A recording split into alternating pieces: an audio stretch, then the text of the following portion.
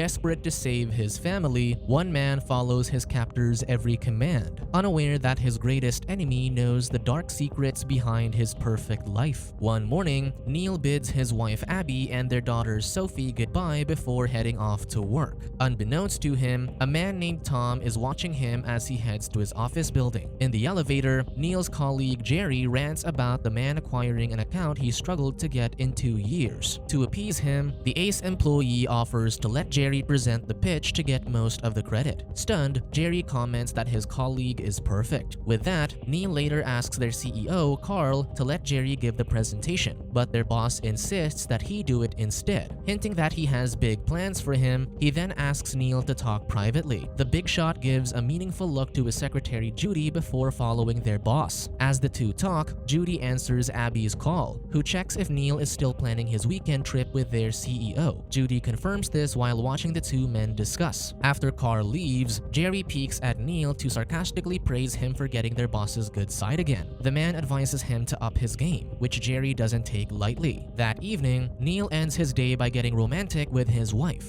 During this, Abby asks her husband to stay for the weekend, but he replies that his boss's invitation to his estate is essential to getting a promotion. With that, the wife relents. The next morning, Neil prepares for his trip while Abby plans to spend the day with a friend. Their new babysitter Helen arrives, though Abby tells her husband the agency sent someone quite old. Neil thinks it's actually better than an irresponsible teen, so his wife doesn't argue further. Soon, the couple leave for their trips. During the drive, Abby reminisces on how far their relationship has gone since they left Denver. Suddenly, Tom appears from the back seat and brandishes a gun, sending the two into a panic. The armed man makes a phone call and pushes it to Abby. To her surprise, Sophie is on the other line. Neil demands to talk to his daughter but is met with a gun on his head while Tom commands him to keep driving. Despite the dread, Abby coos at Sophie, telling her to follow what the babysitter says just as Tom yanks the phone away. The man orders them to stop near a bank and demands the exact amount in their bank account. He then pushes a briefcase to Abby and orders her to get the money alone. Neil argues that withdrawing that much requires his signature, so the kidnapper reminds them what's at stake before letting them go. Tensed, the couple rush to the bank, but Abby gets distracted when a friend recognizes her. When she looks back, she finds her husband trying to call the police. Scared, she yanks the phone away and reminds him to do what the man says for their daughter. With that, they go to the teller, but since they're withdrawing a large sum, she asks for their ID. Neil gets impatient and lashes out, so his wife tells him to calm down. Worried that he'll blow their task, she suggests he return to the car while she handles the withdrawal. Neil reluctantly agrees and returns to the car, but the kidnapper taunts him with a picture that Sophie drew. He crumples it just as a police officer knocks on the window, asking if there's a problem. Torn if he should speak up, Neil ultimately claims that they're fine just as Abby returns. They soon drive off, and during this, Tom demands all their valuables and gathers them in the briefcase. Afterward, he burns and throws everything into the river, surprising the couple. Gun in hand, he quiets them down and makes Neil park by a sidewalk. The stranger then tells Neil to call his boss and say he'll be late to make him not suspect where the man is. Afterward, the armed man orders them to drive to the west side while Abby calls her friend to cancel their plans. He instructs them to go to a fancy restaurant that Neil frequents with his clients. There, the captor finally gives them their instructions to save their daughter. For 24 hours, they have to do what he asks so he can prove that parents will do anything for their children. With that in mind, he orders an expensive wine and steak, then tells the two to get the money to pay for it within 15 minutes. The two rush out, racking their brains on how to find the money since Tom burned everything. Since the man knew the exact amount they had in the bank, Abby wonders if he's a rival from Neil's office. The man insists he doesn't know the guy, so he just focuses on getting the money. When begging doesn't help, Abby develops a plan and drags Neil to a pawn shop. There, she tries to sell her bracelet. The appraiser offers less money than they need, so Neil adds his watch. They rush back to the restaurant only to find Tom missing. Fortunately, the man emerges from the bathroom and commands the husband to pay for the meal while he talks with the wife. He asks Abby to deliver a letter, but Neil overhears and refuses to let his wife go without him. Still, the kidnapper claims he wants to get to know the husband better, while Abby insists that she'll be fine on her own. With no choice, Neil lets her leave. As she leaves, Tom's son Matt approaches from across the street. This surprises the captor, so he reminds the worried husband not to say anything. Still, as the father and the son catch up, Neil gets an idea and tries to offer Matt a ride. However, Tom hints that he's late for something to dissuade Matt from joining them. With this, the men head back to the car with Tom driving this time. During the drive, Neil tries to pressure his enemy by hinting at what his son would think about having a criminal as a father. Tom ignores this and just drives up to the top floor of a parking lot. Calmly, he points to the building in front of them, which is the office of Neil's business competitor. He then reveals documents he gathered to prove that Neil hacked them, which allowed him to spearhead the $1 million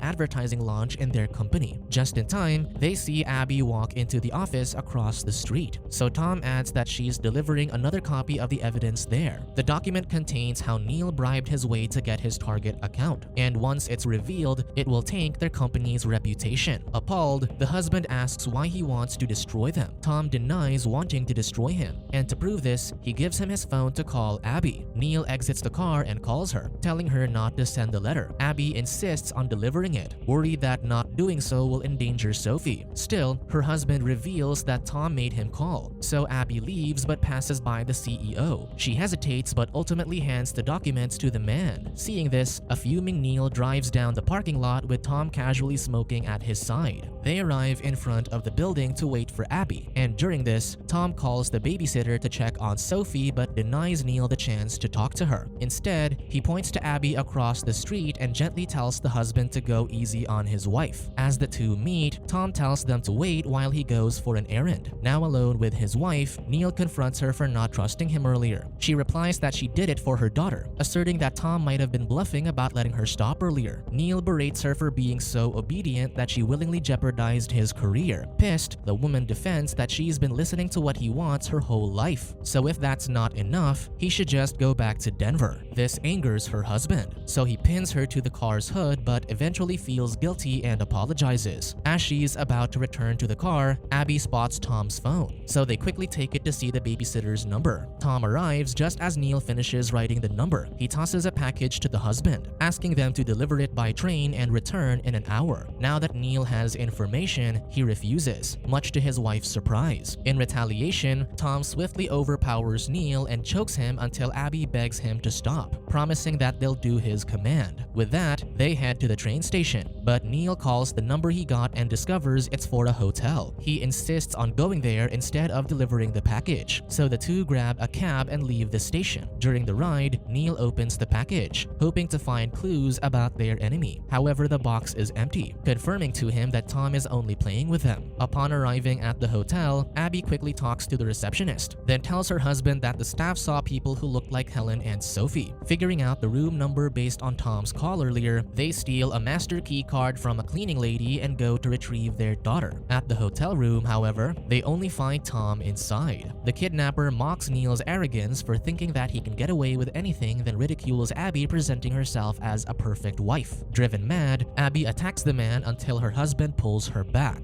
However, Tom taunts her further by ordering her to wear a red dress. Neil stands up to defend his wife, but he reminds the husband that Sophie's fate is a call away. With no choice, Abby undresses while Tom suggestively helps her, all while mocking her husband. Satisfied, he then tells Neil he's in the big time now and orders him to be somewhere before 8 o'clock. When Neil asks where, Tom tosses whiskey at his face and leaves with Abby. Back in the car, Tom notices Abby's anger, so he sympathizes with how she just wants her life back. When Abby confirms this, he allows her to leave. Meanwhile, Neil is ransacking the room for clues on where to go until he sees the clock tower across the road. He figures out that this is what big time means. He makes a mad dash to the building, nearly losing himself in distress as he rides the elevator up. When he opens the door to the rooftop, however, he falls to his knees since there's nothing there. Tom calls him and tells him it's too late. The captor commands the husband to look over the edge, knowing the man is afraid of heights. With no choice, he looks out and sees the man holding his wife by the neck in an empty parking lot across the street. Tom then commands the husband to be a man and stand up.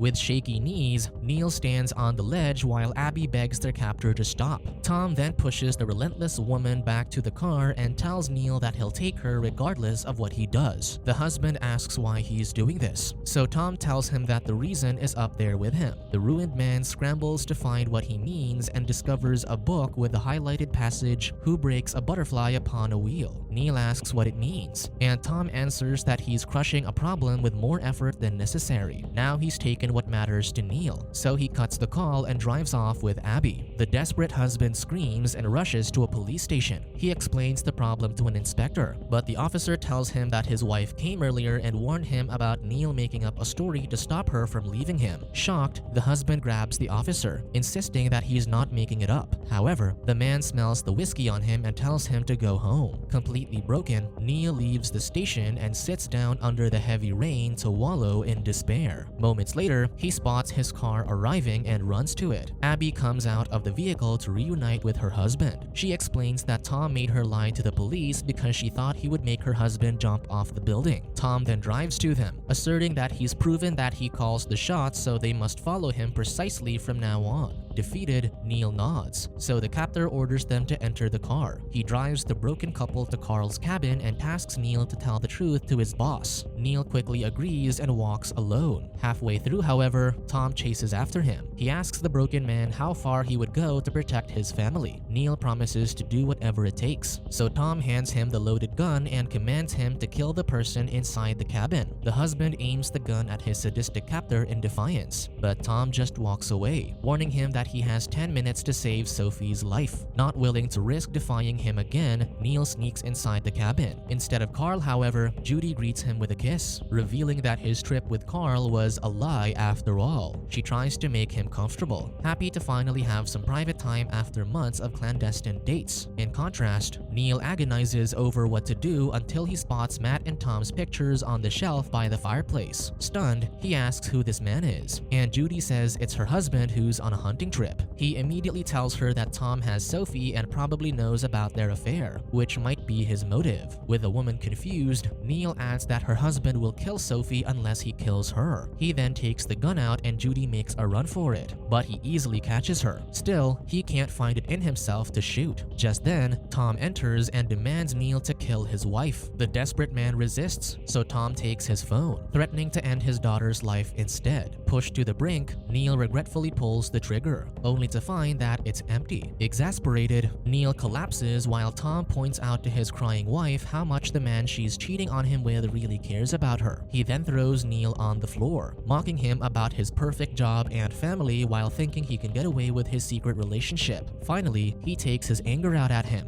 beating his wife's lover before grabbing a paperweight to smash his face. However, Judy stops him, and Tom relents as if coming back to his senses. With the man calming down, he finally reveals that Sophie's been home this entire time. With that, the father rushes to the car and drives, lying to Abby that Tom wanted Carl dead due to a work-related issue. However, Abby saw Judy inside, so her husband quickly comes up with a lie. He tells her that Tom was Judy's husband, but she was having an affair with Carl and mistook him as the culprit. This seems to convince Abby, so they continue driving back home. Soon, Neil goes up to Sophie's room and finds her asleep. Relieved, the man calls out to his wife, telling her that Sophie is fine. Just then, he hears the front door slam as Helen has just left. The man rushes down, hoping to confront Tom's accomplice, only to hear his wife say she knows. Realizing what she means, Neil tearfully goes to her as Abby dares him to lie again. Instead, the man promises that they can work this out. When this doesn't work, he reminds her to be happy they got their daughter back. However, Abby finally reveals the truth. Sophie never left the house, and in fact had a nice day with the best sitter Abby could find. The call she had with Sophie earlier was fake since she set everything up from the very beginning. In disbelief, the husband questions why she put him through everything, so she yells at him for making her feel that she wasn't good enough for months. He reasons that Judy didn't mean anything to him, but the woman argues that their actions meant something to her and Tom. Hurt, Neil asks if it was worth burning all their money and ruining his career, but his wife reveals that she only gave Tom a wad of cash to burn, and the rest was mainly scrap paper. As far as ruining his career, the documents she handed to their competitor were blank. All of this was because Abby figured out his lies, just like how she did back in Denver. She tells Neil that she was in so much pain while watching her husband get away with everything. With that, she's done with him. He still has his daughter, career, and riches, but Abby knows she has placed tremendous effort to crush his soul. In only a few hours, she made him feel the abandonment, pain, and betrayal she felt the entire time she was with him, thus completing her revenge and earning her freedom from him. Subscribe to watch more videos like this, turn on notifications and leave a like to help the channel out. Thank you for watching.